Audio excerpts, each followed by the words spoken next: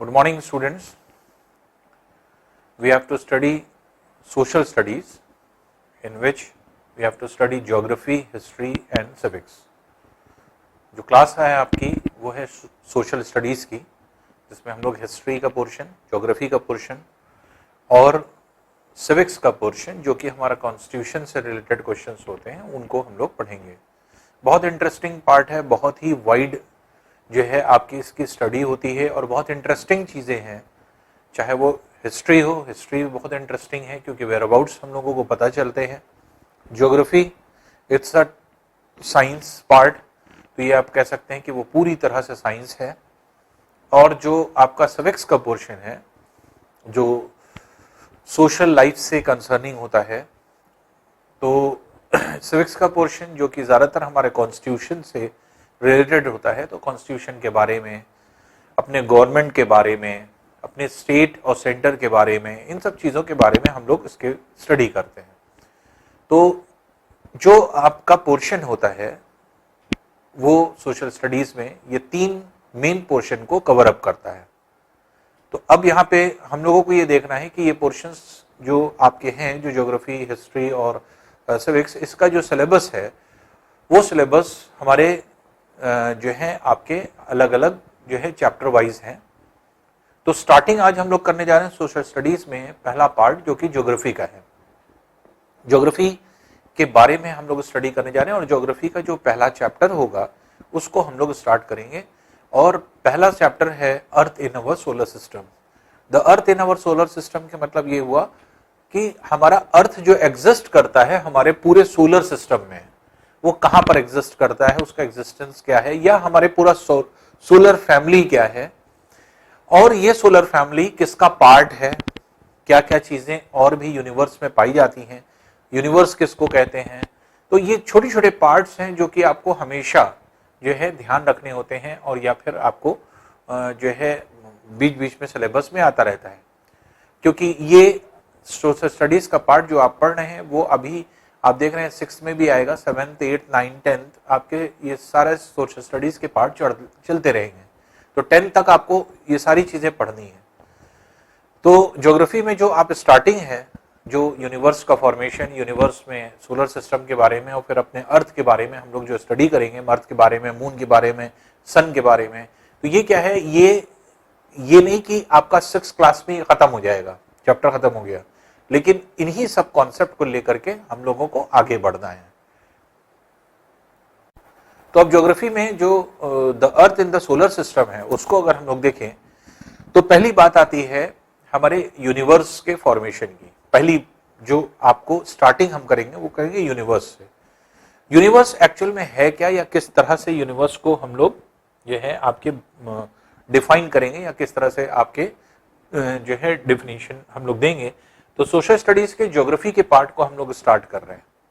तो अब इस ज्योग्राफी के पार्ट में जैसे मान लीजिए कि आपका जो भी आपके एक तरह से कंसर्निंग जितना भी पार्ट है उसको हम लोग कैसे जो है आपके एक तरह से पढ़ते हैं, क्या क्या चीज़ इसमें ऐड करते हैं और क्या क्या चीज़ें जो है हम लोगों को समझनी होती है, ये हम पहले समझ लें। तो पहला पार्ट आता है यूनिवर्स का। तो हम लोग देखिए यूनिवर्स है क्या, पहले उसको देखें। तो यूनिवर्स को हम डिफाइन कैसे करते हैं, या क्या होता है यूनिवर्स। एक्चुअल में कुछ थ्योरीज हैं, आगे चल करके आप पढ़ेंगे, जैसे बिग बैंग थ्योरी। तो एक्चुअल में कॉन्सेप्ट क्या है कि जो पूरा यूनिवर्स है ये छोटे छोटे मैटर से मिलकर के बना हुआ है। कोई भी चीज हो, चाहे अर्थ हो, मून हो, सन हो, अर्थ पे जितनी भी चीजें हैं वो सारी की सारी चीजें मैटर से बनी है। मैटर मतलब होता है आपके प्रोटॉन, न्यूट्रॉन, इलेक्ट्रॉन से मिलकर एटम बनता है। एटम से मिलकर के आपके मॉलिक्यूल्स बनते हैं, और यही एटम का कलेक्शन जो होता है, या मॉलिक्यूल्स का कलेक्शन जो होता है, यही अभी आगे चल करके जैसे केमिस्ट्री में आप पढ़ते हैं, मॉलिक्यूल्स कंपाउंड को बनाते हैं। और फिर किसी भी मैटर में आपके प्रोटॉन, न्यूट्रॉन, इलेक्ट्रॉन होते हैं। ये आप ये कह सकते हैं कि एटम सबसे स्मॉलेस्ट यूनिट होता है, और स्मॉलेस्ट यूनिट एटम जो आपके होता है वही मिल करके किसी भी मैटर को बनाता है। मैटर किसी भी फॉर्म में हो सकता है, चाहे वो सॉलिड हो, लिक्विड हो, गैस हो। तो सॉलिडिफाई अगर हो जाता है, जैसे सॉलिड स्टेट की अगर हम बात करेंगे तो हमारा अर्थ ही है, अर्थ सॉलिड स्टेट में है। लेकिन अर्थ के ऊपर जो वाटर सिस्टम पाया जाता है, जो वाटर है वो क्या है, लिक्विड स्टेट में है। जो हमारा एयर है वो क्या है, ये आपके गैसियस स्टेट में है। तो मैटर किसी भी फॉर्म में हो सकता है और सारी चीज, पूरे यूनिवर्स किससे बना है, मैटर से।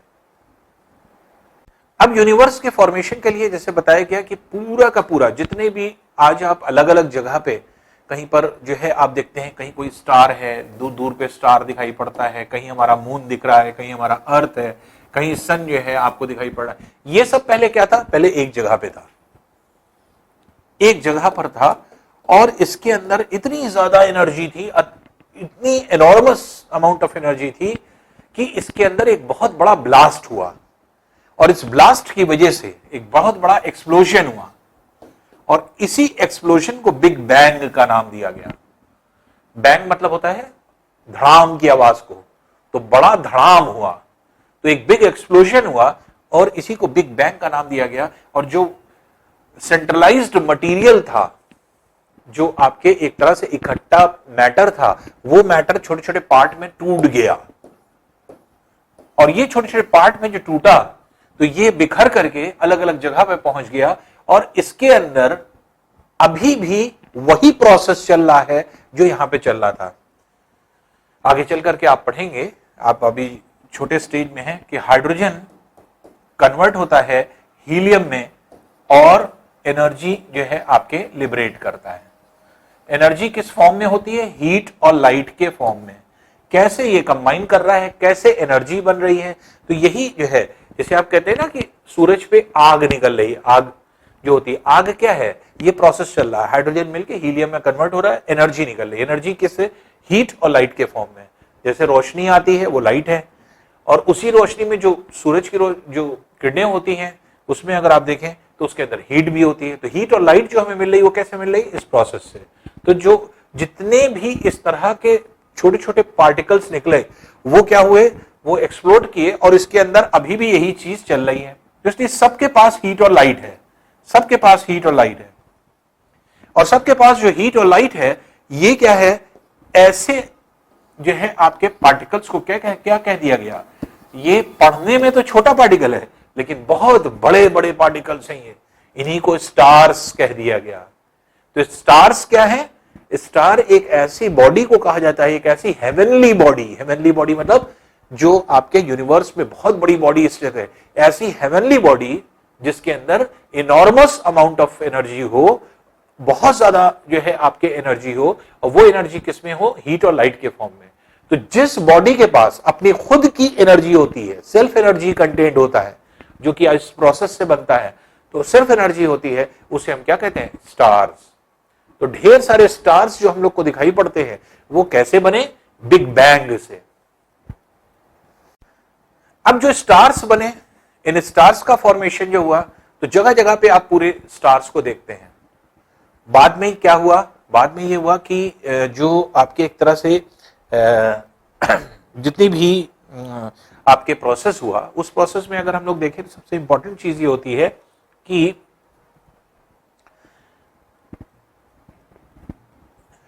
जो आपके एक तरह से जितने भी स्टार्स का फॉर्मेशन हुआ, ये हीट और लाइट एमिट कर रहे हैं, ये हीट और लाइट आपके अंदर से निकाल रहे हैं।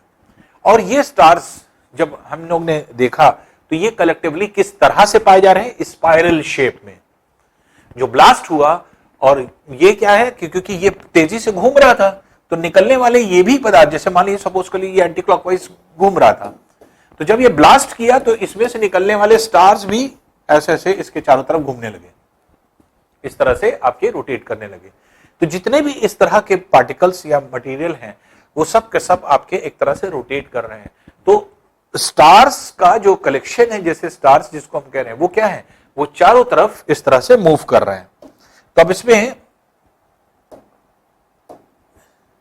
अगर हम बात करें स्टार्स की, तो स्टार्स इस तरह की हेवनली बॉडी है जिसके अंदर हीट और लाइट जो है आपके एक तरह से खुद की कंटेंट रहती है।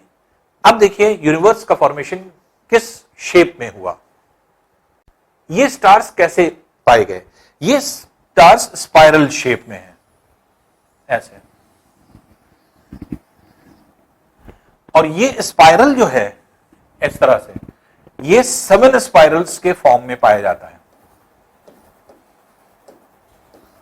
इस तरह से आप चाहे नंबरिंग नीचे से ऊपर करिए, जैसे पहला ये हो गया, ये दूसरा हो गया, ये तीसरा हो गया, ये चौथा हो गया, उसी तरह पांचवा, छठा, सातवां।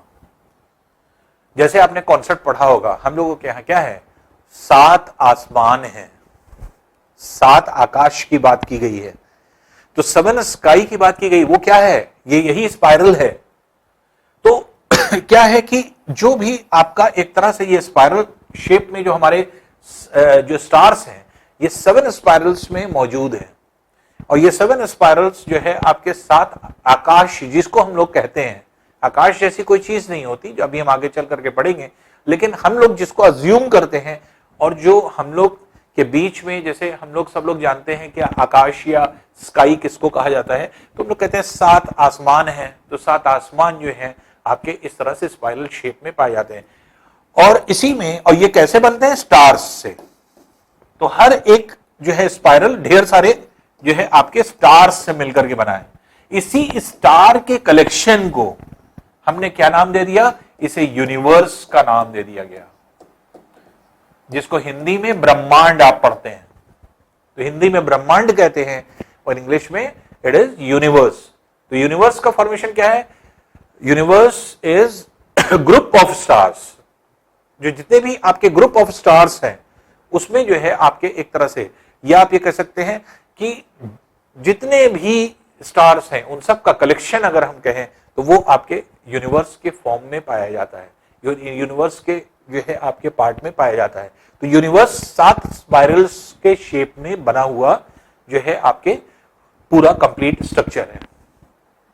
अब देखिए, हर एक स्पाइरल में क्या है, हर एक स्पाइरल अपने आप में कंप्लीट पूरे आकाश जिसको हम लोग कहते हैं, उसको सब जो है आपके करता है। तो हर एक आकाश में ढेर सारे तारे होते हैं, ढेर सारे स्टार्स हैं। तो अब इन स्टार्स में भी जो है आपके एक तरह से ये कहा जाए कि कुछ ग्रुप ऑफ स्टार्स होते हैं, ग्रुप ऑफ स्टार जो एक जैसा बिहेव करने लगते हैं। जैसे फॉर एग्जाम्पल, आप स्कूल आते हैं, स्कूल में ढेर सारे क्लासेस होते हैं, तो क्लास एक ग्रुप हो गया। तो अलग अलग क्लास में आप लोग बैठते हैं, तो अलग अलग ग्रुप में बैठते हैं। तो जिस तरह से स्कूल एक यूनिवर्स आप मान सकते हैं, तो हर क्लास क्या हो गया, हर क्लास जो है आपके ग्रुप ऑफ स्टार्स हो गए। और हर क्लास को आप क्या कह सकते हैं, तो ये क्या कहलाता है, ये एक तरह से आपके, इसको हम लोग बोलते हैं गैलेक्सी। तो अगर मान लीजिए, देखिए जैसे पहले कंप्लीट बच्चे, मान लीजिए कि फॉर एग्जांपल इलाहाबाद में ढेर सारे बच्चे हैं, ढेर सारे स्कूल है तो पहले तो क्या हुआ कि ढेर सारे स्कूल हो गए, जैसे मान लीजिए school 1, school 2, school 3, school 4, school 5, मान लीजिए। इसमें अब हर एक स्कूल में ढेर सारे क्लासेस हैं, क्लासेस में बच्चे हैं, तो जो सारे स्कूल्स हैं वो मिलकर के क्या बनाते हैं, यूनिवर्स। सारे बच्चे मिलकर के, चाहे किसी भी स्कूल के हों, आप ऐसे समझिए वो यूनिवर्स है। हर एक स्कूल क्या है, हर एक स्कूल आप ये कह सकते हैं कि यूनिवर्स का जो है आपके ऐसा पार्ट है कि जो कि अलग अलग ग्रुप के फॉर्म में होता है। और ये अलग अलग जो ग्रुप ऑफ स्टार्स हैं, इनको हम क्या कहते हैं, गैलेक्सी। तो गैलेक्सी किसको कहा जाता है, तो गैलेक्सी कहा जाता है ग्रुप ऑफ स्टार्स को जो एक जैसे, एक तरह से रहते हैं, एक ही साथ रहते हैं, तो उस तरह के जो है आपके एक तरह से उसको गैलेक्सी बोलते हैं। तो ये गैलेक्सी हो गया, तो इसका मतलब क्लासेस। तो क्या हो गया, पूरे इलाहाबाद में जितने स्कूल हैं वो यूनिवर्स हो गया, वैसे समझिए। हर एक स्कूल जो है वो एक गैलेक्सी हो गया। इसका मतलब यूनिवर्स में ढेर सारी गैलेक्सीज होती हैं। अब गैलेक्सीज के अंदर अगर चले जाएं तो भी ढेर सारे छोटे छोटे क्या होते हैं, आपके ग्रुप्स होते हैं अलग अलग। अब जैसे मान लीजिए कि अलग अलग ग्रुप के मतलब क्या हुआ, अब जैसे स्कूल में आप गए, स्कूल क्या है, गैलेक्सी है। स्कूल के अंदर ढेर सारे क्लासेस हैं। अब क्लासेस क्या बन गए, और ग्रुप हो गया, स्टार्स का अलग से ग्रुप हो गया। अब ये अलग से जो ग्रुप बनता है और ये किसी एक शेप को रिप्रेजेंट करता है, तो उसको क्या कहा जाता है? कॉन्स्टेलेशंस। कॉन्स्टेलेशंस कहा जाता है, ठीक है ना।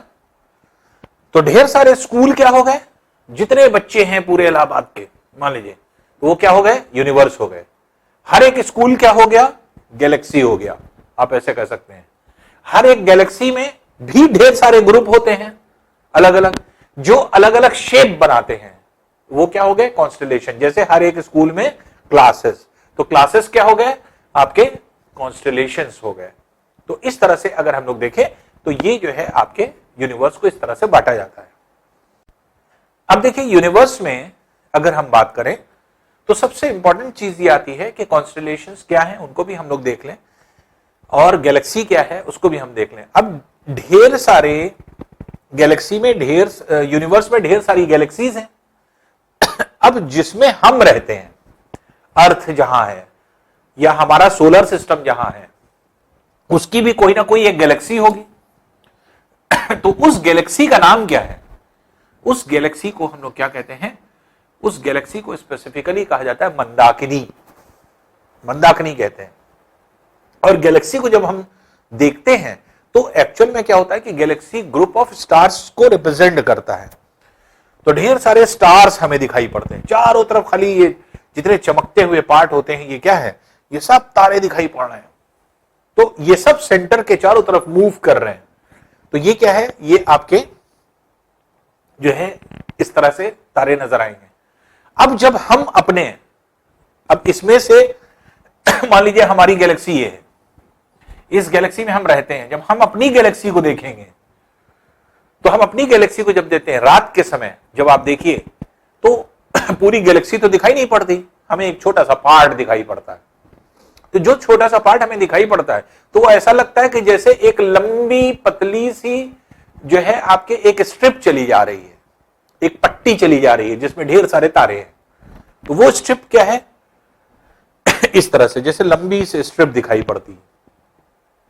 तो जब लंबी सी स्ट्रिप दिखाई पड़ती है जिसमें लगता है कि हां ढेर सारे तारे यहां पर मौजूद हैं, तो यहां पर इसको क्या कहा गया? इसका नाम हुआ, क्योंकि चमकदार दूधिया रहता है, दूध की तरह रहता है, इसलिए इसको नाम दिया गया मिल्की वे।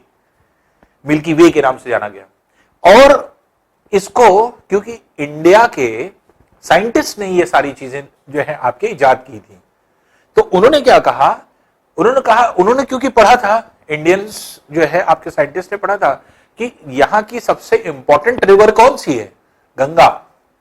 तो गंगा रिवर जो है आपके फ्लो कर रही है, उसी तरह से लगता है कि आकाश में भी एक गंगा बह रही है। ये स्ट्रिप जो है ये भी एक नदी की तरह से दिखाई पड़ती है जैसे बह रही है, क्योंकि आकाश में ये जो है आपके नदी की तरह से बह रही है।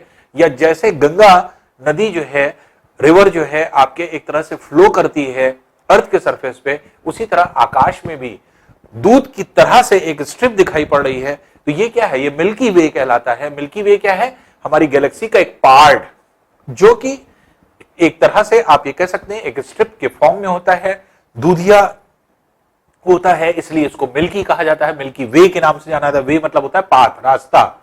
तो मिल्की रास्ता, इसके मतलब एक ऐसा पाथ, एक ऐसा रास्ता जो दूधिया दिखाई पड़ता है यूनिवर्स में। और इसी को हम लोग ने क्या, यहां के वैज्ञानिकों ने, इंडियन जो है आपके साइंटिस्ट ने क्या नाम दिया? आकाश गंगा का।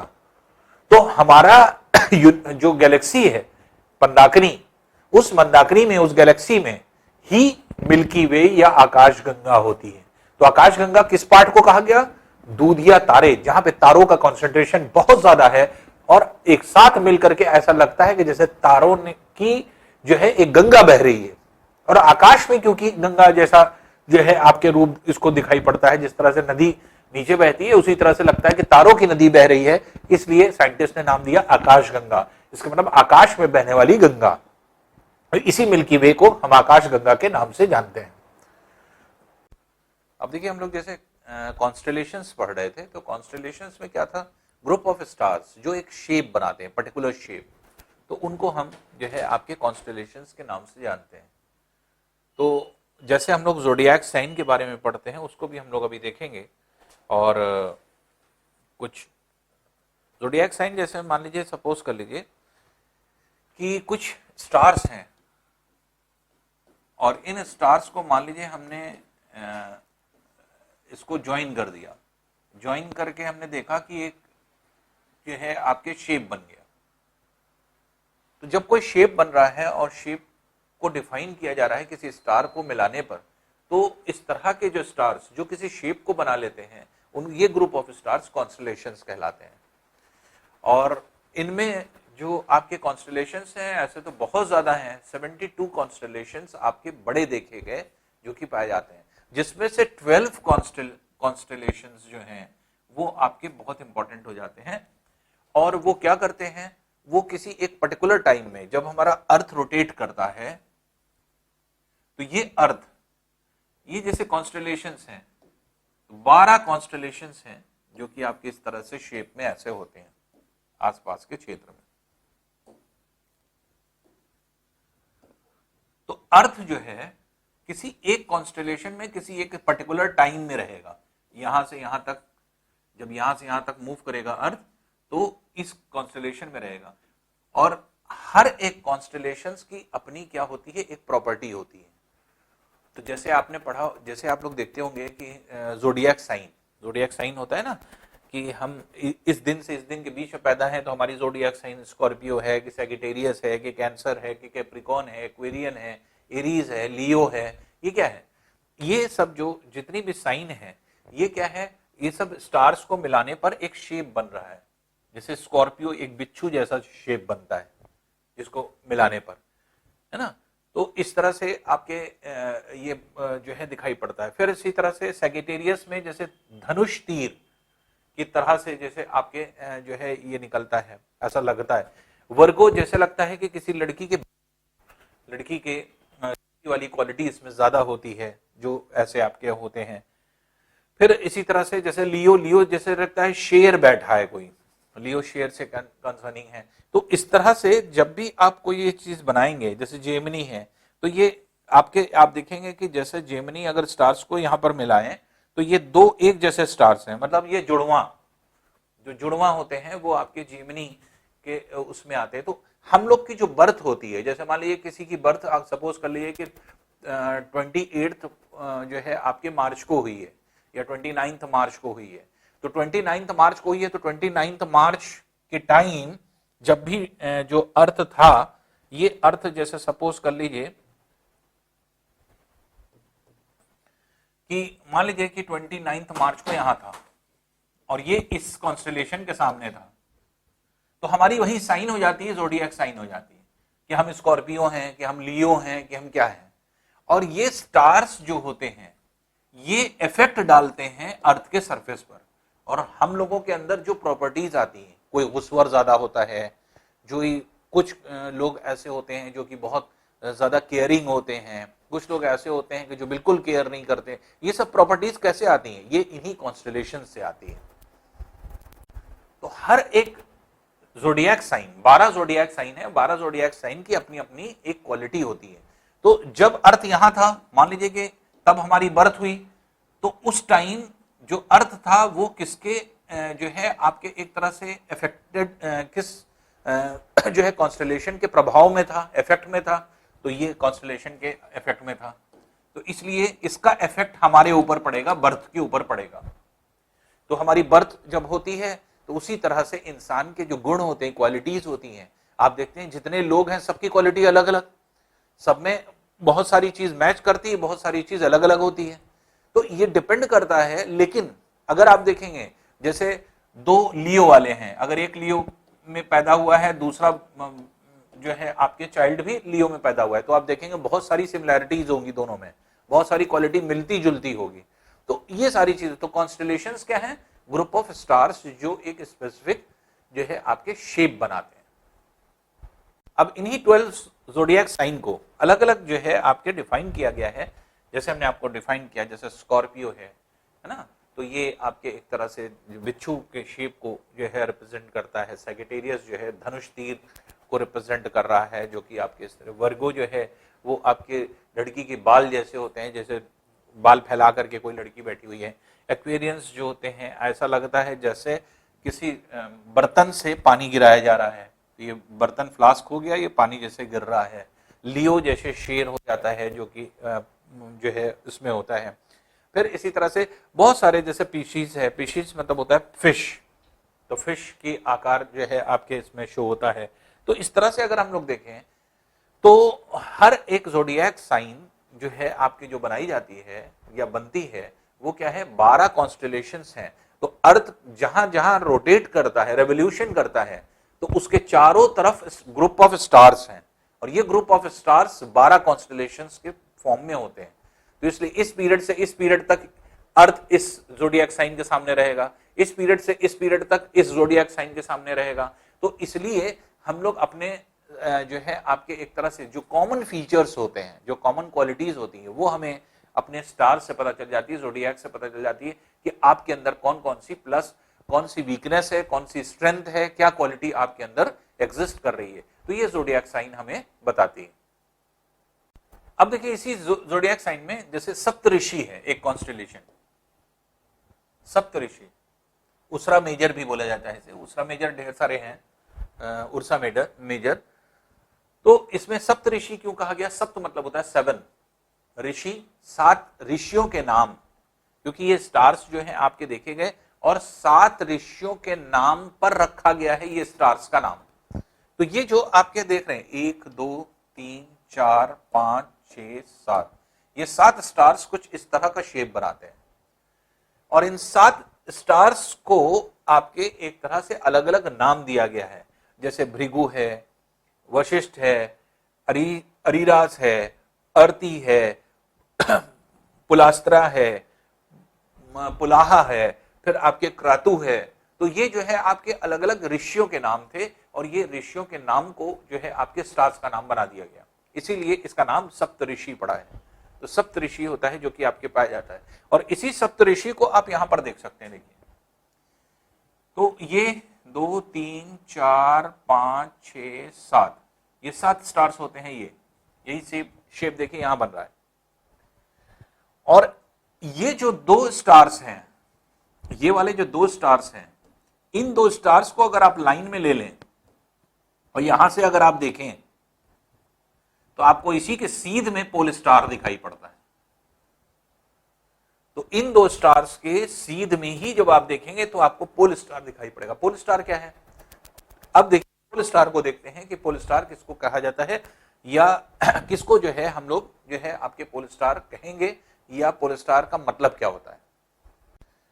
देखिए पोल स्टार क्या होता है, ये एक ऐसा स्टार है जो कि जो है आपके एक ही जगह पर फिक्स रहता है, नॉर्थ पोल के ऊपर रहता है, हमेशा नॉर्थ पोल की तरफ रहता है, और नॉर्दर्न साइड में हमेशा दिखाई पड़ेगा आपको। और जब भी हम इस सप्तऋषि को देखेंगे तो सप्तऋषि के जो आपके एक तरह से पुलाहा और जो आपके क्राटू है, इन दोनों ऋषियों के नाम पर जो तारे हैं, इसको अगर हम स्ट्रेट फॉरवर्ड आगे बढ़ा दें, तो यहां पे हम खड़े होकर देख रहे हैं तो सामने हमें यहां पर क्या दिखाई पड़ेगा? Pole star. तो ये पोल स्टार दिख रहा है, और ये 2 स्टार्स को हमने मिला करके आगे बढ़ा दिया, तो ये हमें यहां से देखना है, इनको ये नॉर्थ स्टार जिसको हम लोग कहते हैं, नॉर्थ स्टार या पोल स्टार भी कहा जाता है। तो ये पोल स्टार या नॉर्थ स्टार क्या है? एक फिक्स स्टार है जो हमेशा नॉर्थ में दिखाई पड़ता है। और ये जो है, अब आप बहुत छोटे हैं इसलिए बहुत ज्यादा नहीं जानते, इसी से अक्षांश पता चलते हैं, लैटिट्यूड्स, कि कितने डिग्री पर ये दिखाई पड़ रहा है, वही उस जगह का अक्षांश होता है, लैटिट्यूड होता है। जैसे मान लीजिए ऐसे दिखाई पड़ रहा है, अब ये देखने की जो लाइन है, ये हॉरिजॉन्टल से जितना एंगल बना रही है, अगर 30 डिग्री का एंगल बना रही है तो इसका मतलब हम 30 डिग्री लैटिट्यूड पर खड़े होंगे। तो पोल स्टार क्या करता है? ये लैटिट्यूड्स को डिफाइंड करता है, तो ये इसी को पोल स्टार बोला जाता है, जो कि आपके जो है यूज होता है। नेक्स्ट देखिए उर्सा मेजर में एक और जो आपके शेप होता है, ये जैसे आपने देखा तो इसको पोलर बियर कहा जाता है। देखिए ये तारे हैं, इन तारों को ज्वाइन करने पर ऐसा लगता है कि जैसे देखिए पीछे बियर का शेप बनाया गया है। तो पोलर बियर जो होते हैं, भालू जो होते हैं आपके जो ध्रुवीय क्षेत्र में होते हैं, रीजन में होते हैं, व्हाइट कलर के होते हैं, तो ये जो आपके एक तरह से पोलर रीजन्स में होते हैं, उनका शेप बनाता है ये पूरा। तो इन स्टार्स को मिला दिया गया, एक कॉन्स्टेलेशन बन गया, उस कॉन्स्टेलेशन का नाम क्या हो गया? Polar bear. तो पोलर बियर हो गया। ये भी उर्सा मेजर के जो है आपके उसमें पाया जाता है। तो उर्सा क्या है, कॉन्स्टलेशंस का नाम है, कॉमन कॉन्स्टलेशंस। तो उर्सा जो है आपके कुछ कॉन्स्टलेशंस के एक पर्टिकुलर नाम है। जो बड़े जो है आपके एक तरह से कॉन्स्टलेशंस हैं उनको उर्सा मेजर में रखा जाता है, और जो छोटे कॉन्स्टलेशंस हैं उनका उर्सा माइनर में रखा जाता है। तो ये उर्सा मेजर कहा जा रहा है, इसके मतलब ये बड़े जो है आपके एक तरह से आकार, बहुत बड़ा शेप बनाते हैं। अगर हम लोग ध्यान से देखें इनको, तो इस तरह के जो है के स्टार्स को ज्वाइन करने पर हमें जो है आपके पोलर बियर दिखाई पड़ता है। तो ये उर्सा मेजर का हिस्सा होता है। ये भी हमारा क्या है, एक कॉन्स्टलेशन होता है। और इस तरह के कॉन्स्टलेशंस अगर हम लोग देखें, जैसे लियो है, तो लियो क्या है, लियो भी शेर जैसा इसी तरह का स्ट्रक्चर होता है, जो शेर जैसा आपके दिखाई पड़ता है। तो लियो भी इसी तरह का स्ट्रक्चर है, जिसमें आपके ये जो है आपके एक तरह से एक आकृति दिखाई पड़ रही है, एक शेप दिखाई पड़ रहा है, जिसमें आपके शेर जैसा एक शेप दिखाई पड़ रहा है। यहाँ पर क्या है, भालू जैसा एक शेप जो है आपके दिखाई पड़ रहा है। तो पोलर बियर इसको इसीलिए बोला गया, तो पोलर बियर के नाम से आपके एक तरह से इसको बोला जाता है। तो ये जो है एक तरह से ये भी एक कॉन्स्टलेशन है जो कि उर्सा मेजर का हिस्सा होता है। तो कॉन्स्टलेशंस क्या होते हैं बच्चों, अब आप ये समझ सकते हैं कि कॉन्स्टलेशन क्या है, ग्रुप ऑफ स्टार्स। कुछ स्टार्स को आपने ज्वाइन किया, ज्वाइन करके एक शेप बन गया। तो पर्टिकुलर साइंटिस्ट ने एक पर्टिकुलर शेप डिफाइन किया है कि ये स्टार्स मिलकर ये शेप बना रहे हैं, ये स्टार्स मिलकर ये शेप बना रहे हैं, और उन्हीं ग्रुप ऑफ स्टार्स को जो पर्टिकुलर एक शेप बना रहे हैं उन्हीं को हमने कॉन्स्टलेशंस कहा। तो वो एक साथ रहते हैं और वो कभी एक दूसरे से दूर नहीं होंगे, वो शेप हमेशा बना रहता है, वो शेप कभी बिगड़ता नहीं है। तो ये सारी चीज जो है आपके प्रॉपर्टीज होती हैं इन कॉन्स्टलेशंस की। अब इसी में देखिए हम अपना एग्जाम्पल लेते हैं। यही स्टार, हमने अपने स्टार का नाम दे दिया है सन। जो दिन में आपको सूरज बड़ा सा दिखाई पड़ता है और रात में छोटे छोटे तारे दिखाई पड़ते हैं, कोई फर्क नहीं है, वही है। लेकिन क्योंकि हमने अपने स्टार का नाम रख दिया है, स्टार्स और सन सिमिलर चीज है, एक ही चीज है। तो हमारा सन भी एक स्टार है, लेकिन हम उसके इतने नजदीक हैं कि वो हमें बड़ा दिखाई पड़ता है, उसकी हीट हमें मिलती है, उसकी लाइट हमें मिलती है। बाकी और स्टार्स क्या है, बहुत दूर हैं, इसलिए हमें छोटे छोटे दिखाई पड़ते हैं रात के टाइम। स्टार्स हमें रात के टाइम ही क्यों दिखाई पड़ते हैं, दिन के टाइम क्यों नहीं दिखाई पड़ते? ये भी एक अच्छा टॉपिक है जो कि आप आगे पढ़ते हैं लेसन्स में, जो आपके एक तरह से एटमॉस्फेयर से कंसर्निंग है। तो रात में ही क्यों दिखाई पड़ते हैं? ऐसा नहीं कि रात में निकलते हैं सुबह जो है खत्म हो जाते हैं, हर वक्त तारे वहीं रहते हैं, दिन में नहीं दिखाई पड़ रहे हैं, रात में दिखने लगते हैं। तो तारे वहीं पर हैं, स्टार्स वहीं पर हैं। सूरज जो है हमारा, जिसको हमने सूरज नाम दे दिया, सन नाम दे दिया, वो क्या है, ये आपके स्टार था। इसी स्टार से निकले प्लैनेट्स, ढेर सारे प्लैनेट्स निकले, और ये इसके चारों तरफ चक्कर लगा रहे हैं, ये प्लैनेट्स निकले इस तरह से। तो अब इस प्लैनेट में जो हमारा प्लैनेट है उसको हम कहते हैं अर्थ। तो प्लैनेट्स को क्या कहा गया, अर्थ, पृथ्वी, अर्थ, जिसपे हम रहते हैं, ये क्या है, अर्थ है। तो जो स्टार है हमारा, उसका नाम क्या है, सन। जो हमारा प्लैनेट है उसका नाम क्या है, अर्थ। और अर्थ के चारों तरफ जो चक्कर लगा रहा है वो क्या है, सैटेलाइट। सैटेलाइट का नाम क्या है, मून। तो मून जो है अर्थ के चारों तरफ चक्कर लगाता है, रिवॉल्व करता है। अर्थ जो है सन के चारों तरफ चक्कर लगाता है। तो सन क्या हो गया, एक स्टार है। तो हमने अपने स्टार का नाम, ढेर सारे स्टार्स हैं, सब खो जाएंगे, हम अपने स्टार को पहचानने के लिए हमने उसको नाम दे दिया, एक हमने सन उसको नाम दे दिया। तो सन क्या है, सन सिर्फ नाम है, किसका, अपने स्टार का। हमारे स्टार का नाम सन है। हमारे प्लेनेट का नाम क्या है, अर्थ, जिसपे हम रहते हैं। और भी प्लैनेट्स हैं ढेर सारे, अभी हम जा रहे हैं। फिर अर्थ के चारों तरफ जो रिवॉल्व करता है, प्लैनेट के चारों तरफ जो रिवॉल्व करता है, उसको क्या कहा जाता है, सैटेलाइट। तो ये सैटेलाइट होते हैं, और इसी सैटेलाइट का नाम, हमारी सैटेलाइट का नाम क्या है, मून। तो ये जो है आपके मून कहलाते हैं। तो ये क्या है, चंद्रमा जिसको हम लोग कहते हैं, चांद जिसको हम लोग कहते हैं। तो ये क्या है, तो सन क्या हुआ, स्टार हुआ। प्लैनेट जो हमारा है वो अर्थ है, हमारा जो सैटेलाइट है वो क्या है, मून है। ठीक है। अब देखिए जो सन है, सन हमारा स्टार था, ढेर सारे प्लैनेट्स हैं, प्लैनेट्स कौन कौन से हैं वो भी आप जानते हैं, लेकिन फिर भी अभी हम लोग एक एक करके स्टार्ट करेंगे।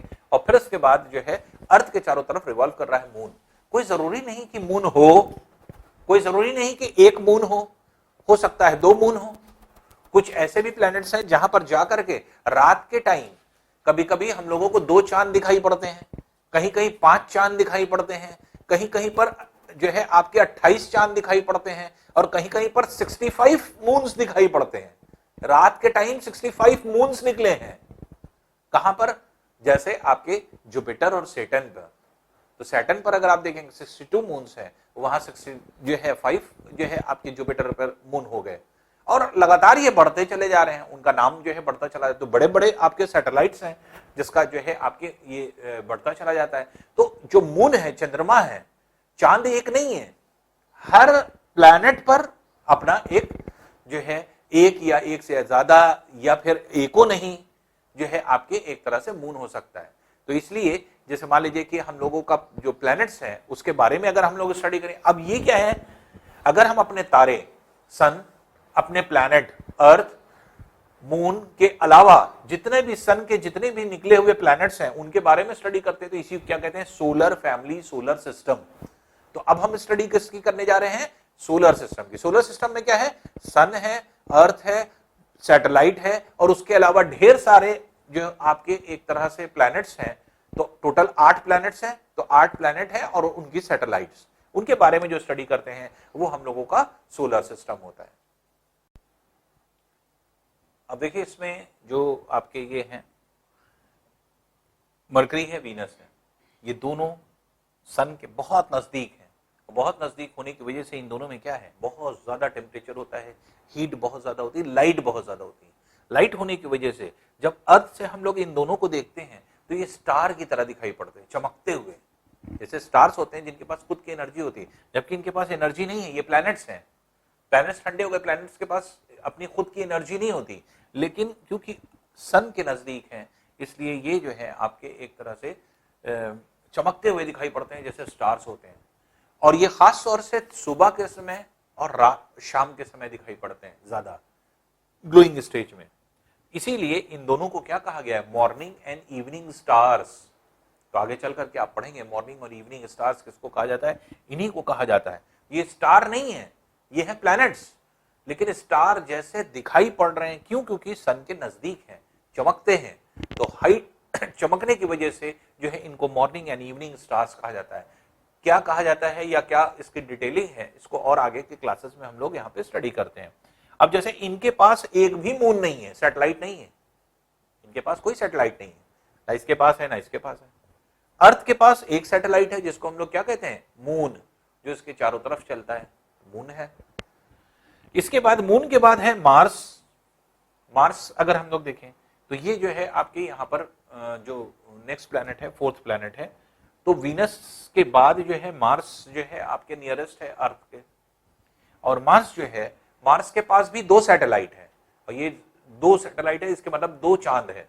तो मार्स की अगर आप सरफेस पे चले जाएं तो वहां से देखने पर आपको 2 चांद दिखाई पड़ेंगे।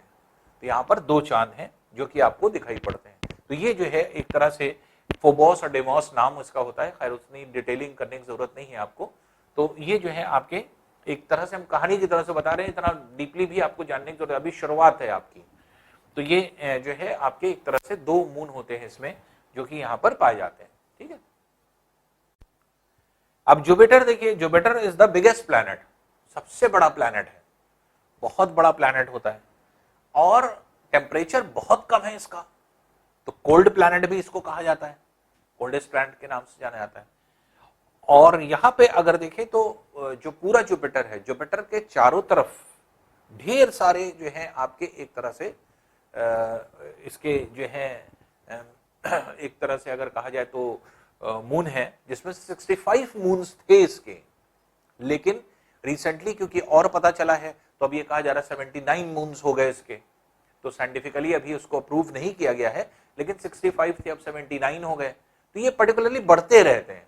उसी तरह से जैसे मान लीजिए सैटर्न है, सैटर्न के 62 मून्स थे, लेकिन इस समय इसके भी 79 बताए जा रहे हैं कि और भी पता चले हैं इसके चारों तरफ जो रिवॉल्व करने वाले जो आपके एक तरह से इसके प्लैनेट हैं। वो एक जो है एक तरह से ग्रुप में रहते हैं और घूमते रहते हैं, तो इसकी वजह से ऐसा लगता है इसके चारों तरफ क्या है, एक डिस्क है। तो एक डिस्क जैसे आपके दिखाई पड़ती है, तो रिंग दिखाई पड़ती है।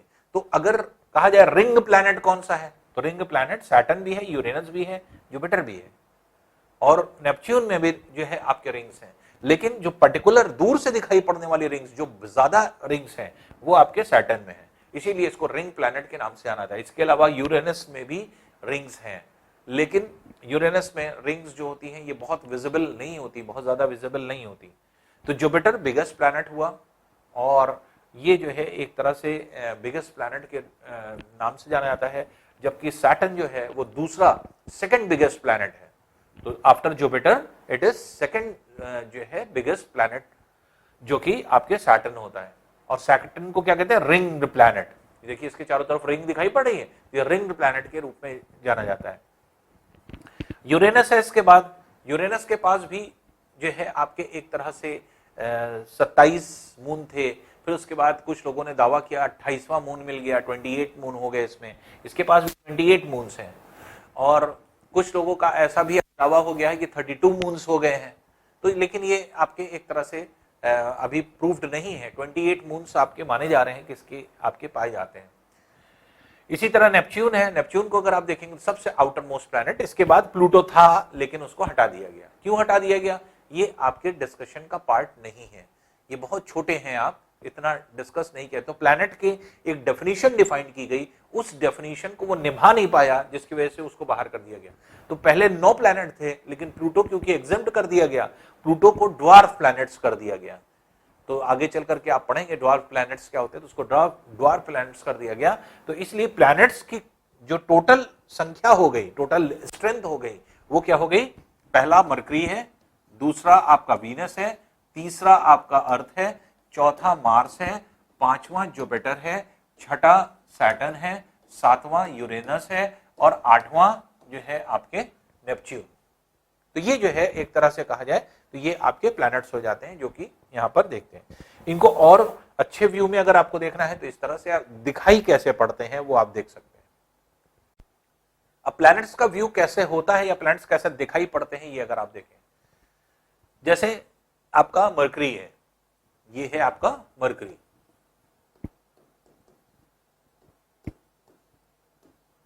मरकरी को अगर हम कहें तो ये जो है एक तरह से ऐसा प्लैनेट है जो कि व्हाइटिश कलर में जो है आपके ग्लो करता है। उसकी वजह क्या है, सबसे ज्यादा हीट पड़ती है, आपने पता है कि सबसे पहले पाया जाता है, तो इसलिए सबसे ज्यादा हीट पड़ती है और लाइट पड़ती है इस पे। और यहाँ पे अगर आप देखें तो सबसे नियरेस्ट है, तो नियरेस्ट होने की वजह से इसके ऊपर लाइट और हीट पड़ने की वजह से ये सबसे ज्यादा चमकता है। तो इसीलिए हमने इसको जो है आपके नाम दिया था जो है इसको स्टार का, तो ये मरकरी कहलाया।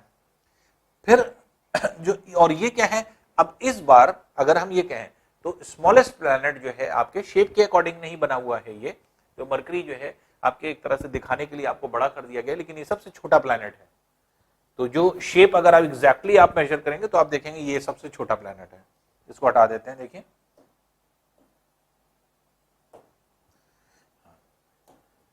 अब देखिए ये जो है ये सबसे छोटा है, स्मॉलेस्ट प्लैनेट जो कि आपको दिखाई पड़ता है।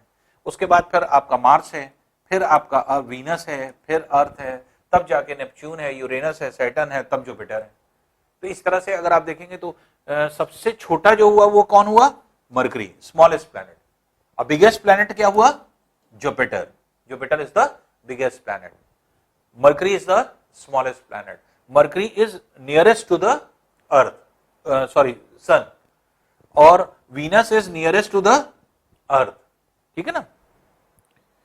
नेक्स्ट देखते हैं। अब यहां पे अगर हम देखें तो ये है मरकरी। मरकरी के अलावा जैसे ये है वीनस, ये वीनस। तो वीनस जो है ये एक तरह से ऐसा जो है आपके प्लैनेट है जो कि अर्थ से बहुत मिलता जुलता है, इसीलिए हमने इसको क्या कहा, ट्विन प्लैनेट कहा। ये ट्विन प्लैनेट है, जुड़वा प्लैनेट है, जो कि आपके दिखाई पड़ता है। और ये जो है एक तरह से कहा जाए कि बहुत सारी सिमिलैरिटी रखता है जैसे अर्थ से। अर्थ के साइज के बराबर लगभग है, एक जैसा लगता है, उसका सरफेस भी उसी तरह से है जैसे अर्थ का सरफेस है, वैसे इसका भी सरफेस है, इसका भी एटमॉस्फेयर है, इसमें भी एटमॉस्फेयर है, लगभग एटमॉस्फेयर एक जैसा है, जबकि यहाँ पर एटमॉस्फेयर कार्बन डाइऑक्साइड बहुत ज्यादा है, आप ये कह सकते हैं, ये वीनस हो जाता है। फिर उसके बाद है हमारा अर्थ। अर्थ एक यूनिक प्लैनेट है, हमें पता है कि अर्थ को हम लोग कई नामों से जानते हैं, तो अर्थ कहते हैं, इसी को लिविंग प्लैनेट भी कहा जाता है। लिविंग क्यों? क्योंकि इस पे जीवन है, लोग जो है आपके जिंदा हैं, तो लिविंग प्लैनेट भी कहा जाता है। इसे बायो प्लैनेट भी कहते हैं, और इसी तरह से क्योंकि इसके सरफेस पर जो है आपके एक तरह से लैंड सरफेस भी है, वाटर सरफेस भी है।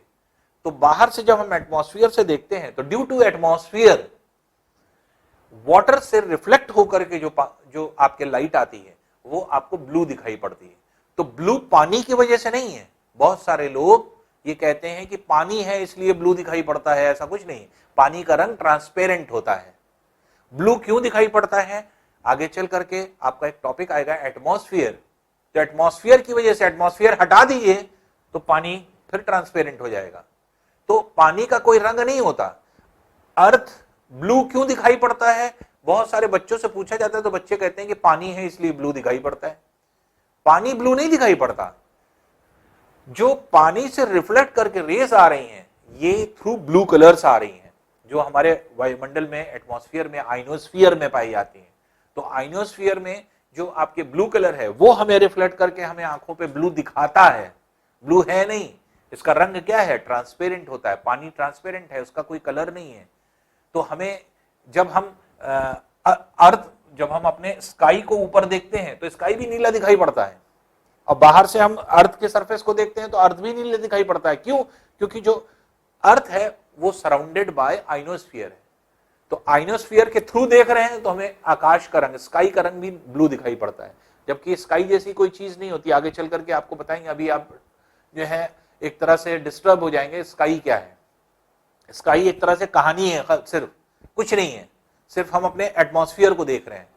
तो इस तरह से अगर आप देखें तो एटमॉस्फेयर का आइनोस्फीयर ब्लू कलर का दिखाई पड़ रहा है, बाहर से हम देख रहे हैं तो इसी का अक्स पड़ता है, इसी का शैडो पड़ता है, जो कि जो रेज होती हैं सन की वो अर्थ सरफेस पे तो एब्जॉर्ब हो जाती हैं, लेकिन वाटर सरफेस से रिफ्लेक्ट कर जाती हैं। जो रिफ्लेक्ट करके ऊपर जा रही हैं वही हमें दिखाई पड़ रही हैं आती हुई रेज, और वाटर की वजह से, क्योंकि रिफ्लेक्शन हो रहा है इसलिए हमें ऐसा लगता है जो ब्लू कलर है वो वाटर का है, जबकि वाटर का कलर वो नहीं होता, आइनोस्फीयर का रंग होता है ब्लू। अर्थ का सरफेस क्योंकि ब्लू दिखाई पड़ रहा है इसलिए हम लोग इसको क्या कहते हैं, ब्लू प्लैनेट भी कहने लगते हैं। तो ये ब्लू प्लैनेट हो जाता है जो कि आपके दिखाई पड़ता है। फिर इसके बाद क्या है, ये है मार्स। मार्स होता है, यहां पर जो इसके सरफेस है इस पे आयरन ऑक्साइड बहुत ज्यादा है। आयरन ऑक्साइड की ज्यादा जो है आपके फास्फोरस बहुत ज्यादा है। फास्फोरस और आयरन दोनों का रंग लाल होता है। जैसे आप देखते हैं किसी लोहे में जंग लग जाता है तो लाल रंग का दिखाई पड़ता है, तो इसीलिए जो है इसके सरफेस जो है रेड कलर का दिखाई पड़ता है। तो रेड प्लैनेट के नाम से इसको इसीलिए जाना था मार्स। तो मार्स जो है आपके एक तरह से अर्थ के बाद, फिर उसके बाद आता है जुपिटर। जुपिटर बिगेस्ट प्लैनेट, जैसे हमने आपको बताया, इसको कहा जाता है रेड स्पॉट प्लैनेट। लाल धब्बे इसमें पाए जाते हैं, तो लाल धब्बे इसमें पाए जाते हैं, इसलिए रेड स्पॉट प्लैनेट अगर कहते हैं तो वो आपके कौन हो जाता है, जुपिटर हो जाता है। रेड प्लैनेट अगर कहेंगे, रेड कलर का जो दिखाई पड़ता है वो आपके मार्स दिखाई पड़ता है। तो Jupiter is the biggest planet, red spot planet. और रेड स्पॉट्स कैसे दिखाई पड़ रहे हैं, इसके सरफेस पर तूफान चल रहा है। जिस तरह से हम लोगों के यहां घूमती हुई हवाएं होती हैं और बवंडर बनते हैं, तो जैसे आपके एक तरह से अभी आगे चल करके साइक्लोन आप पढ़ेंगे, तो साइक्लोन क्या है, बवंडर हवा, घूमती हुई हवा। वो घूमती हुई हवा जो होती है वो आपके इसके तूफान चल रहे हैं। तो इसमें देखिए ये छोटे छोटे गोले जो दिखाई पड़ते हैं, ये जो दिखाई पड़ते हैं,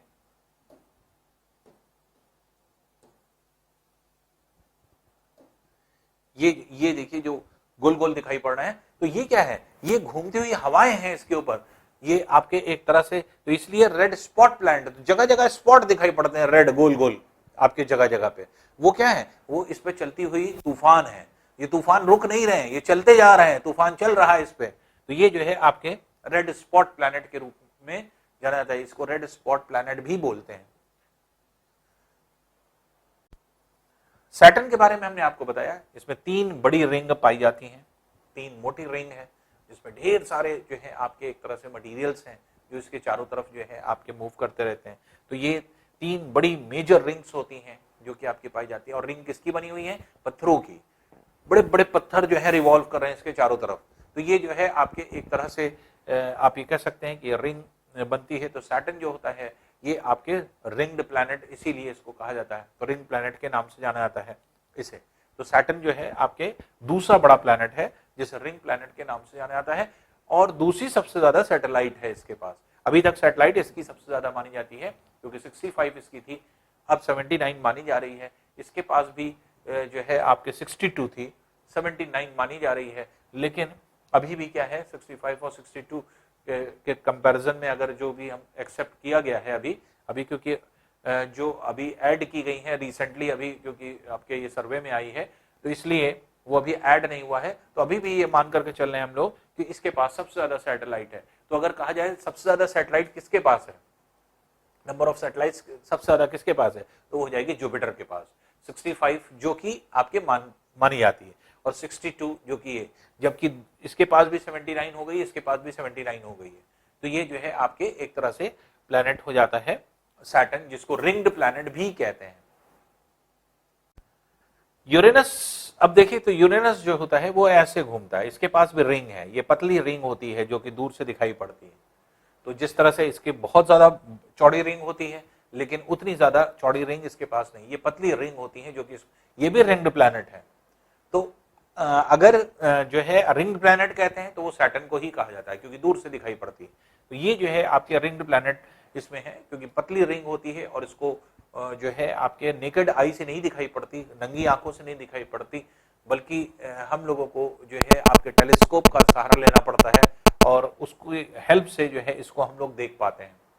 तो इसका रंग जो है वो ग्रीनिश रंग होता है यूरेनस का। अगर आप देखें उसकी वजह होती है कि इसकी सतह पर, इसकी सरफेस पर जो है आपके एक तरह से जो है आप ये कह सकते हैं कि पूरा जो रीजन होता है वो मीथेन गैस इसमें पाई जाती है, और मीथेन गैस की वजह से इसका ग्रीनिश कलर जो है आपके ये दिखाई पड़ता है। इसके अलावा लास्ट में है नेपच्यून। तो ये था आपका जुपिटर, ये था सैटर्न, ये था आपका यूरेनस, और ये है नेपच्यून।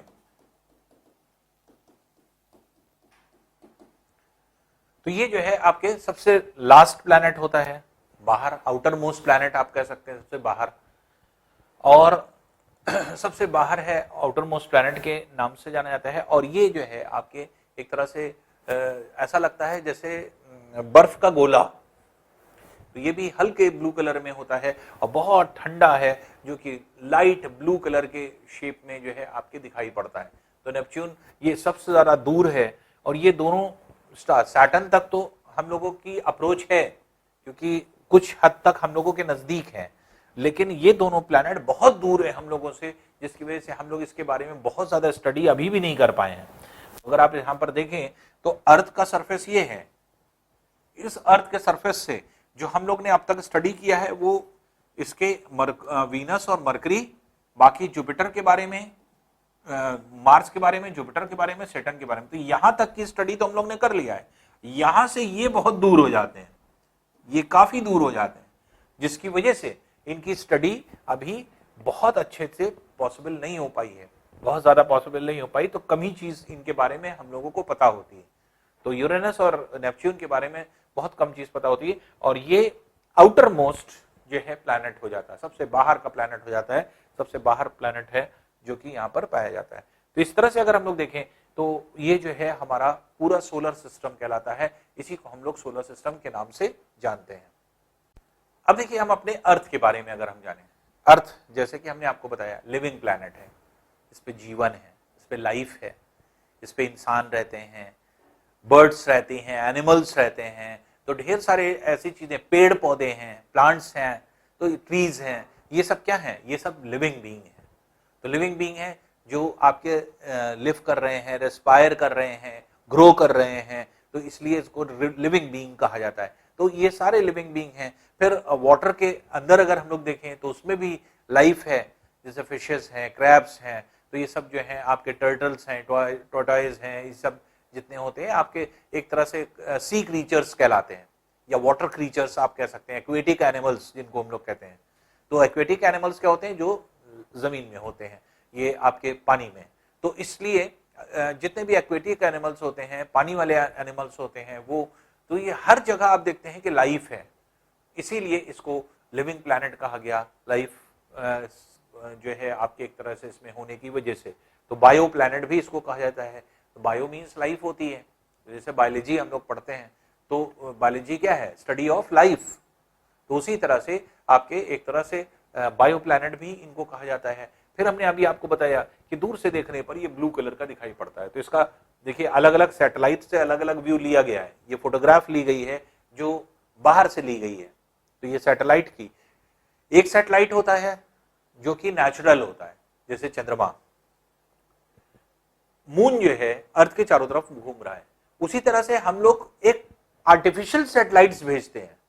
आर्टिफिशियल सैटेलाइट्स जो हम लोग भेजते हैं वो क्या करती है, वो हम लोगों को जैसे जितने भी आपके कम्युनिकेशन हम लोगों के हो रहे हैं, टीवी आप देख रहे हैं, कोई भी जो है आपके सीरियल्स देखते हैं, कहीं पर भी आप कोई भी चैनल देख लेते हैं, मोबाइल से आप एक जगह से दूसरी जगह बात कर रहे हैं, ये कौन करा रहा है, थ्रू सैटेलाइट। तो एक सैटेलाइट होती है जो कि जो है आपके ऊपर वाले ने, अल्लाह ने बना दी, और वो क्या है आपके एक तरह से किसी भी प्लैनेट के चारों तरफ घूम रही है। लेकिन एक होती है कि उसी को देखा देखी ह्यूमन ने तैयार करा सैटेलाइट और उसको भेज दिया। वो क्या है, वो मशीन है। वो उस तरह की सैटेलाइट नहीं है, जमीन की तरह नहीं है, वो मशीन है। एक मशीन हमने भेजा, वो क्योंकि जिस तरह से मून जो है अर्थ के चक्कर लगाता है, उसी तरह सैटेलाइट भी क्योंकि चक्कर लगा रही है, तो इसलिए उसको भी सैटेलाइट कह दिया गया। लेकिन वो आर्टिफिशियल सैटेलाइट है, और जबकि मून क्या है, नेचुरल सैटेलाइट। तो अर्थ का सरफेस हमने आपको बताया, अर्थ का सरफेस क्या है, ब्लू है। ब्लू कैसे दिखाई पड़ रहा है, बाहर से देखते हैं हम लोग, बीच में आ गया आइनोस्फीयर, इसलिए हम लोग जब देख रहे हैं तो आइनोस्फीयर के थ्रू देख रहे हैं, इसलिए आइनोस्फीयर की वजह से ये नीला रंग दिखाई पड़ता है। क्योंकि जो रेस जाती हैं अर्थ के सरफेस से वही रिफ्लेक्ट करके आती हैं, और रिफ्लेक्शन कहां से बेहतर हो जाता है, वाटर के सरफेस से। वाटर के सरफेस से सारे जितनी भी रेज होती हैं वो सब रिफ्लेक्ट कर जाती हैं, जबकि सॉलिड सरफेस पे जो लैंड सरफेस होता है वहां पर क्या होती है, एब्जॉर्ब हो जाती हैं। तो इसलिए वाटर के सरफेस से जब रिफ्लेक्ट होती हैं तो वहीं पर जहां जहां पानी होता है वहां वहां नीला रंग ज्यादा दिखाई पड़ता है, और जहां जहां आपके पानी नहीं है वहां पे नीला रंग नहीं दिखाई पड़ेगा आपको। वजह क्या है, रिफ्लेक्शन हो ही नहीं पा रहा है, तो इसलिए लाइट आ ही नहीं रही है, तो हमारी आंख पे जो है आपके इमेज बनाएगी ही नहीं। तो वापस आने वाली जो लाइट है वो किसके थ्रू आ रही है, आइनोस्फीयर के थ्रू आ रही है, और आइनोस्फीयर के थ्रू जा रही है। इसीलिए जो है आपके एक तरह से ऊपर से देखने पर पूरा वाटर का कलर देखने पर नीला दिखाई पड़ता है। तो अर्थ को अगर हम जब फोटो खींचते हैं अलग अलग, देखिए ये दोनों फोटो खींची गई है, ये सैटेलाइट से खींची गई फोटो है, तो कहीं कहीं पर आपके पूरी विजिबिलिटी आपको दिखाई पड़ेगी और ब्लू कलर का दिखाई पड़ता है। इसीलिए अर्थ को हम लोग क्या कहते हैं, ब्लू प्लैनेट। तो ब्लू प्लैनेट के नाम से अर्थ को जाना जाता है। अब देखिए अर्थ के अलावा अर्थ का जो नेशनल सैटेलाइट है उसे हम लोग क्या कहते हैं, मून। मून कहा जाता है। मून जो है आपके एक नेचुरल सैटेलाइट है, और ये नेचुरल सैटेलाइट इस तरह से पाया जाता है। अब ये सैटेलाइट क्या करता है, ये है अर्थ, ये अर्थ का सरफेस है, इधर से सन है, ये सन है, सन की रेज जा रही हैं, तो जो भी आपके हिस्सा है, जो ब्लैक वाला हिस्सा है वो क्या है, नाइट है, और जो व्हाइट वाला हिस्सा है वहां डे है। तो अर्थ का सरफेस ऐसे मूव कर रहा है, अर्थ रोटेट कर रहा है। जब रोटेट कर रहा है तो जो हिस्सा पीछे होता है इस लाइट के, वहां पे अंधेरा होता है, वहां क्या होगी, रात होगी, और जो सामने होता है सूरज की, वहां क्या होगा, दिन होगा। तो आधा हिस्सा ऐसे ये रोटेट कर रहा है, आधा हिस्सा यहां पर जो पीछे है वो रात है, और जो इधर है वो वहां पर क्या है, दिन है। फिर यह हिस्सा मूव करके आएगा, जहां रात थी वहां दिन हो जाएगा, जहां दिन थी वहां रात हो जाएगा, रोटेट कर रहा है। जबकि सन की रेज एक ही तरफ पड़ रही है, तो सन फिक्स है, लेकिन अर्थ जो है वो रिवॉल्व कर रहा है। तो अर्थ जो है ये सन के चारों तरफ ऐसा रिवॉल्व कर रहा है, और अर्थ के चारों तरफ रिवॉल्व कौन कर रहा है? मून। जब अर्थ से हम मून को देखते हैं तो मून आप देखेंगे तो मून कैसा दिखाई पड़ता है? मून कभी ऐसा दिखाई पड़ता है फुल मून, कभी ये कटा हुआ दिखाई पड़ता है, कभी ऐसा कटा हुआ दिखाई पड़ता है, कभी बहुत बारीक दिखाई पड़ता है, कभी दिखाई नहीं पड़ता, फिर छोटा सा निकल आता है, फिर और बड़ा होता है, फिर और बड़ा होता है, फिर सर्कुलर हो जाता है। तो जब मून रिवॉल्व करता है तो अर्थ की सरफेस से देखने पर मून किस किस तरह का दिखाई पड़ता है, ये कहलाता है फेजेस ऑफ द मून। तो ये क्या है?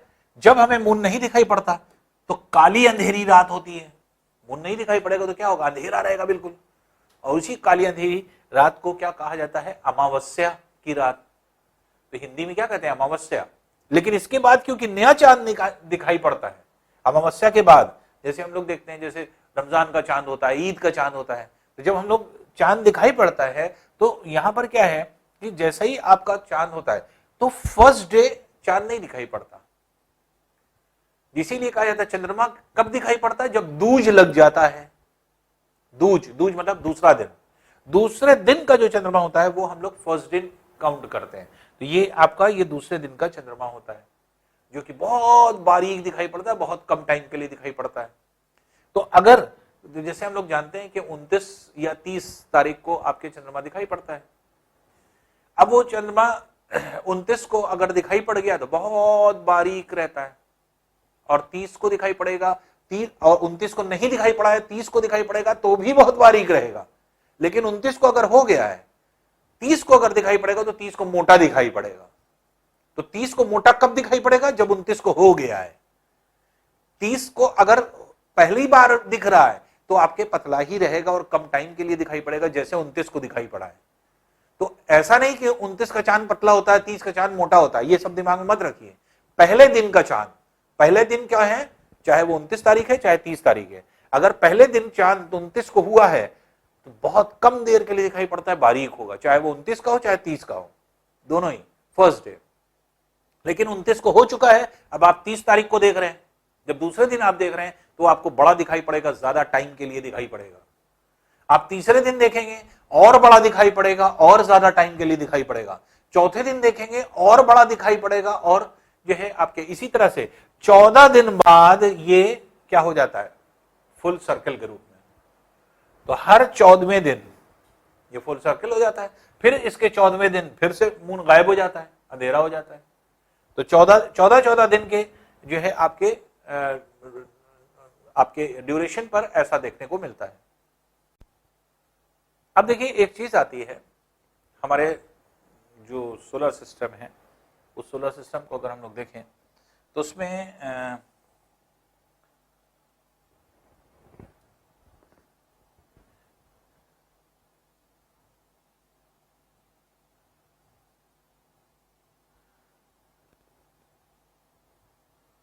अब सोलर सिस्टम में अगर हम देखें तो क्योंकि जो मरकरी है ये भी इसके चारों तरफ रोटेट कर रहा है सन के, वीनस भी चारों तरफ रोटेट कर रहा है, रिवोल्यूशन कर रहा है, अर्थ भी रिवोल्यूशन कर रहा है, इसी तरह से मार्स भी रिवोल्यूशन कर रहा है, जुपिटर भी रिवोल्यूशन कर रहा है। तो इस तरह से ये जुपिटर का पाथ है, इस तरह से घूम करके ऐसे आता है, मार्स जुपिटर ऐसे गया ऐसे आता है।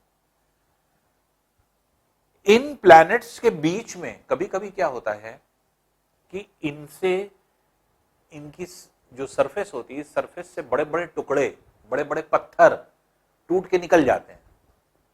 जैसे इसकी सरफेस से टूट के एक बड़ा सा टुकड़ा निकल गया, यहां से बड़ा सा टुकड़ा टूट के निकल गया, यहां से बड़ा सा टुकड़ा टूट के निकल गया। तो ये क्या होता है, ये इनके बीच में घूमते रहते हैं कहीं ना कहीं। तो एक्चुअल में आगे चल करके आप पढ़ेंगे, ये साइंटिस्ट ने प्रूफ किया था कि अर्थ से ज्यादा बड़ा कौन था? मार्स। लेकिन मार्स के बगल से जब ये निकलता था जुपिटर, तो इसको खींच लेता था, इसके सरफेस से सारे पद जो है मटेरियल, इसलिए सारे रॉक्स इसके खिंच गए और खिंच करके ये छोटा हो गया। और यही छोटे छोटे पत्थर जो हैं ये आज जुपिटर और मार्स के बीच में ज्यादातर घूम रहे हैं। तो बड़ी बड़ी चट्टानें, कितनी बड़ी, जैसे हम लोगों के यहां माउंट एवरेस्ट जैसे पर्वत है, इतनी बड़ी बड़ी चट्टानें, इतने बड़े बड़े रॉक्स, इतनी बड़े बड़े रॉक्स सब तैर रहे हैं। तो हर प्लैनेट के बीच में तैर रहे हैं, लेकिन सबसे ज्यादा किसमें है? मार्स और जुपिटर के बीच में। ये जो पत्थर इस तरह से तैरते रहते हैं, ये क्या है? ये एक तरह से निकले हुए पत्थर हैं, और इसी में क्या होता है, इसी में जो है आपके जब ये मूव करते रहते हैं तो इसके अंदर जो है भी आपके एक तरह से फ्रिक्शन से, घिसने से फ्रिक्शन होता है, और उससे क्या होती है? आपके हीट प्रोड्यूस होती है, जिसकी वजह से ये पत्थर जलते रहते हैं, रेड हॉट रहते हैं। ये जलते हुए पत्थर जो हैं आपके चारों तरफ घूमते रहते हैं। इनको क्या कहा जाता है? इनको कहा जाता है एस्टेरॉइड्स।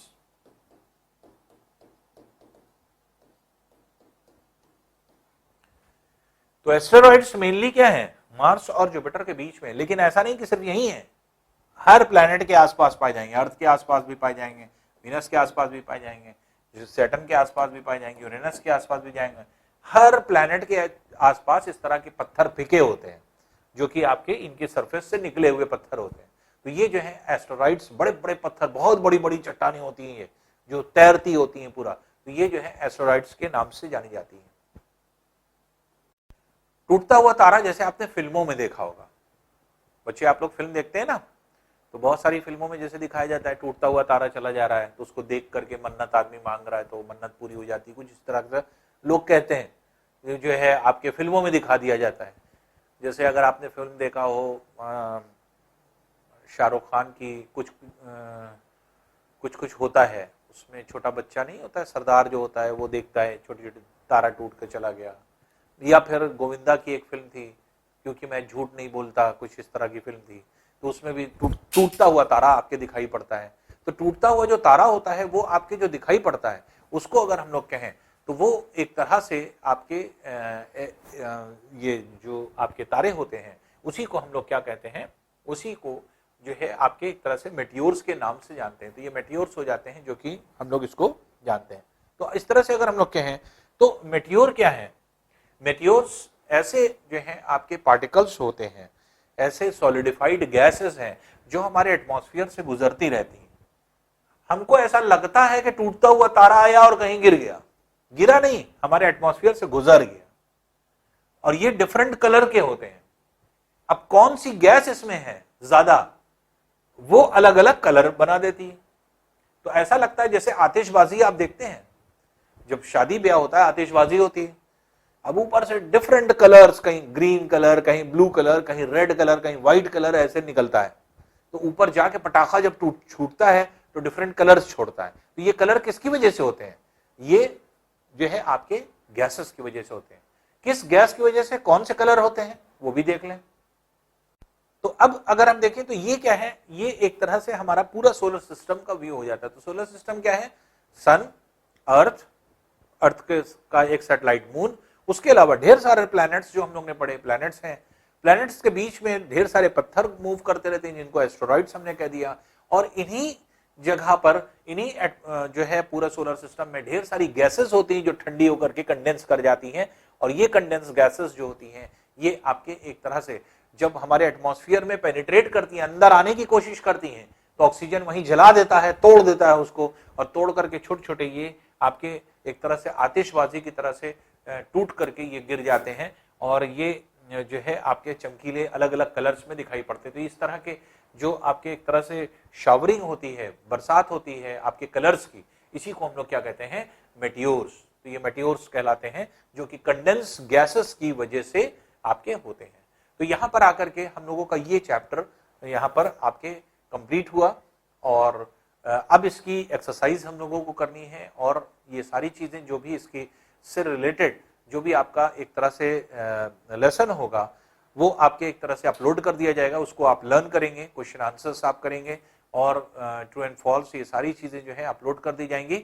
उसको अब आपको लर्न करना होगा। इन वीडियोस को खूब देखिए, जितनी बार आप देख सकते हैं, और इसको सेव करके रखिए, जिससे कि कभी भी आपको पढ़ना हो, आपने डायरेक्ट वीडियोस लगा ली तो आपको सारी चीज एक साथ मिल जाएगी। तो इसको अलग से कहीं पर आप जो है अपलोड करके या फिर डाउनलोड करके इसको रख लीजिए। ठीक है, थैंक यू।